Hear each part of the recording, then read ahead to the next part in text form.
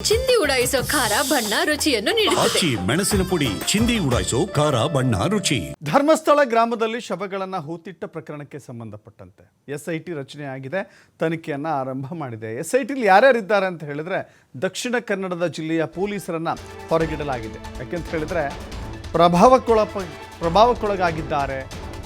ಈ ಕಾರಣಕ್ಕಾಗಿ ಅನೇಕ ಜನರ FIRಗಳನ್ನು ದಾಖಲು ಮಾಡಿಕೊಂಡಿಲ್ಲ ಅನ್ನುವ ಆರೋಪ ಇದೆ. ಹೀಗಾಗಿ ಆದಷ್ಟು ದಕ್ಷಿಣ ಕನ್ನಡ ಜಿಲ್ಲೆಯ ಪೊಲೀಸರನ್ನು ಹೊರಗಿಟ್ಟು ತನಿಖೆ ಮಾಡಲಾಗ್ತಾ ಇದೆ. ಪ್ರಕರಣದ ಪ್ರಾಮಾಣಿಕ ತನಿಖೆ ಆಗಬೇಕು. SIT ಇಂಥದ್ದೊಂದು ಮಹತ್ವದ ನಿರ್ಧಾರವನ್ನು ತೆಗೆದುಕೊಂಡಿದೆ.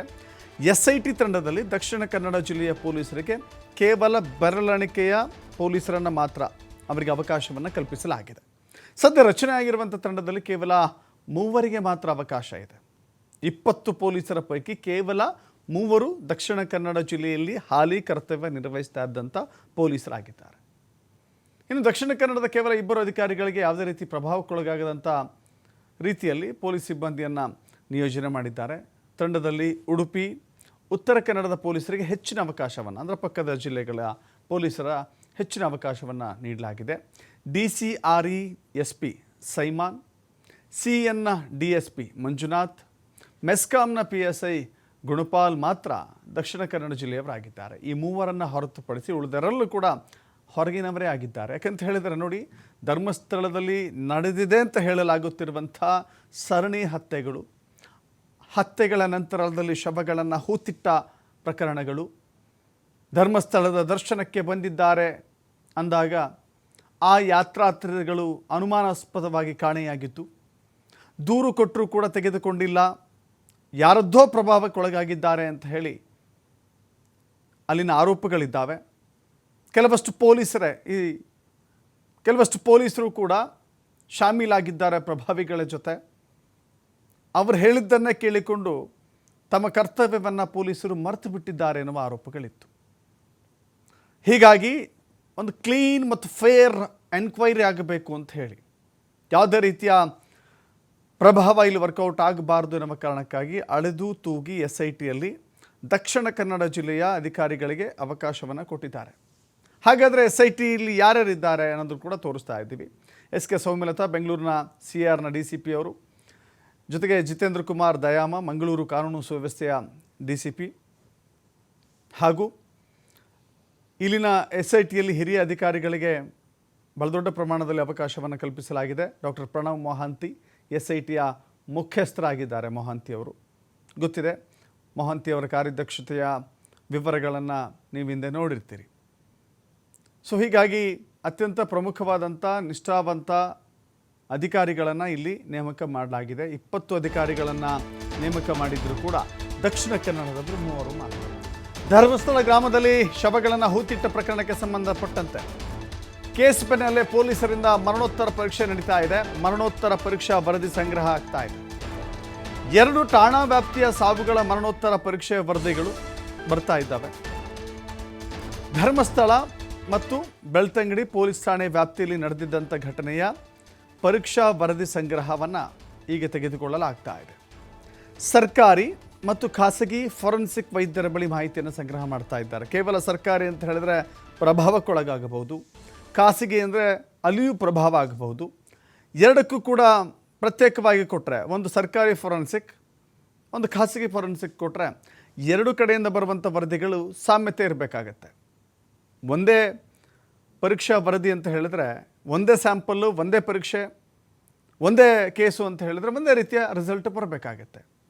ಸರ್ಕಾರದ ಫೊರೆನ್ಸಿಕ್ ಒಂದು ರೀತಿ, ಖಾಸಗಿಯ ಫೊರೆನ್ಸಿಕ್ ಒಂದು ರೀತಿ ಆಗೋದಿಲ್ಲ. ಹೀಗಾಗಿ ಫೇರ್, ಅತ್ಯಂತ ಪಾರದರ್ಶಕ ತನಿಖೆ ನಡೀಬೇಕು ಎನ್ನುವ ಕಾರಣಕ್ಕಾಗಿ ಇಷ್ಟೆಲ್ಲ ರೀತಿಯ ಸಿದ್ಧತೆಗಳನ್ನು ಮಾಡಿಕೊಳ್ಳಲಾಗಿದೆ. 15 ವರ್ಷ ಖಾಸಗಿ ವೈದ್ಯರು ಮಾಡಿರುವಂಥ ಮರಣೋತ್ತರ ಪರೀಕ್ಷೆಗಳು, 15 ವರ್ಷಕ್ಕೂ ಮೊದಲು ಹಾಗೂ ಬಳಿಕ ಸರ್ಕಾರಿ ವೈದ್ಯರು ನಡೆಸಿರುವಂಥ ಪರೀಕ್ಷೆ, ಅಸಹಜ ಸಾವುಗಳು, ಕೊಲೆ ಸೇರಿ ನಿಗೂಢ ಸಾವುಗಳ ವರದಿಯನ್ನು ಸಂಗ್ರಹ ಮಾಡ್ತಾ ಇದ್ದಾರೆ. UDR, ಸಹಜವಾಗಿ ಹೇಳಬೇಕಾದ್ರೆ UDR ಆದ ನಂತರದಲ್ಲಿ ಅದನ್ನು ಪರೀಕ್ಷೆಗೆ ಒಳಪಡಿಸಲಾಗುತ್ತೆ. ಪೊಲೀಸ್ ದಾಖಲೆಯನ್ನು ಹೊರತುಪಡಿಸಿ ವೈದ್ಯರ ಬಳಿ ಇರುವಂಥ ದಾಖಲೆಗಳನ್ನು ಕಲೆ ಹಾಕ್ತಾ ಇದ್ದಾರೆ. SIT ಸೂಚನೆ ಕೊಟ್ಟರೆ ಪರೀಕ್ಷಾ ವರದಿಯನ್ನು ಅಲ್ಲಿ ಅಲರ್ಟ್ ಮಾಡಲಿಕ್ಕೆ ಸಲಿಕೆಗೆ ಅಲರ್ಟ್ ಮಾಡಲಿಕ್ಕೆ ಮುಂದಾಗ್ತಾ ಇದ್ದಾರೆ. ಬೆಳ್ತಂಗಡಿ, ಕಡಬ, ಪುತ್ತೂರು ಸರ್ಕಾರಿ ವೈದ್ಯರೆಲ್ಲರೂ ಕೂಡ ಪರೀಕ್ಷೆಗೆ ಒಳಪಟ್ಟಲಾಗಿದೆ. ಮತ್ತಷ್ಟು ಮಾಹಿತಿ ನಮ್ಮ ಪ್ರತಿನಿಧಿ ಆದಿತ್ಯ ಕೊಡ್ತಾರೆ. ಆದಿತ್ಯ, ಗಮನಿಸ್ತಾ ಇದ್ದೀವಿ ಧರ್ಮಸ್ಥಳದ ಫೈಲ್ಸ್ ಓಪನ್ ಆದರೆ ಅದೊಂದು ರೀತಿಯ, ಯಾಕಂತ ಹೇಳಿದರೆ ಧರ್ಮಸ್ಥಳ ಒಂದು ದೈವದ ಸ್ಥಳ, ಆ ಕಾರಣಕ್ಕಾಗಿಯೇ ಪ್ರಸಿದ್ಧಿಯನ್ನು ಪಡೆದುಕೊಳ್ತಾ ಇತ್ತು. ಆದರೆ ಇತ್ತೀಚೆಗೆ ಏನಾಗ್ತಾ ಇದೆ ಅಂತ ಹೇಳಿದರೆ ಸರಣಿ ಸಾವುಗಳು, ಹೂತಿಟ್ಟ ಶವಗಳ ಪ್ರಕರಣಗಳು, ಅದರ ವಿಚಾರವಾಗಿ ಬಹಳ ಚರ್ಚೆ ಆಗ್ತಾ ಇದೆ. ಒಂದು ಪಾರದರ್ಶಕ ತನಿಖೆ ನಡೀಲಿ ಅಂತ ಹೇಳಿ ರಾಜ್ಯ ಸರ್ಕಾರ SITಯನ್ನು ರಚನೆ ಮಾಡಿದೆ. ಅದೊಂದು ರೀತಿ ಒಳ್ಳೆ ಬೆಳವಣಿಗೆ ಅಂತ ಕಾಣಿಸುತ್ತೆ. ಧರ್ಮಸ್ಥಳದ ಅಥವಾ ದಕ್ಷಿಣ ಕನ್ನಡ ಜಿಲ್ಲೆಯಲ್ಲಿ ಕಾರ್ಯನಿರ್ವಹಿಸ್ತಾ ಇದ್ದಂಥ ಅಧಿಕಾರಿಗಳನ್ನು ದೂರ ಇಟ್ಟಿದ್ದಿದೆಯಲ್ಲ, ಒಂದು ರೀತಿ ಒಳ್ಳೆಯದು. ಜೊತೆಗೆ ಇಲ್ಲಿ ಖಾಸಗಿ ಹಾಗೂ ಸರ್ಕಾರಿ ಫೊರೆನ್ಸಿಕ್ ಅಂದರೆ ಎಷ್ಟು ವರ್ಷಗಳ ಆಧಾರದಲ್ಲಿ ಅವರು ಸೆಲೆಕ್ಟ್ ಮಾಡ್ಕೊಳ್ತಾ ಇದ್ದಾರೆ. UDR ಆಗಿ ಮೃತಪಟ್ಟಂಥ ಪ್ರತಿಯೊಂದನ್ನು ಕೂಡ ಅವರು ತೆಗಿತಾ ಇದ್ದಾರೆ, ಕೆದಕ್ತಾ ಇದ್ದಾರೆ. ಆ ಸಂಖ್ಯೆ ಎಷ್ಟಾಗಬಹುದು ಅನ್ನುವ ಅಂದಾಜು ಏನಾದ್ರು ಸಿಗ್ತಾ ಇದೆಯಾ ಸುಳಿವು?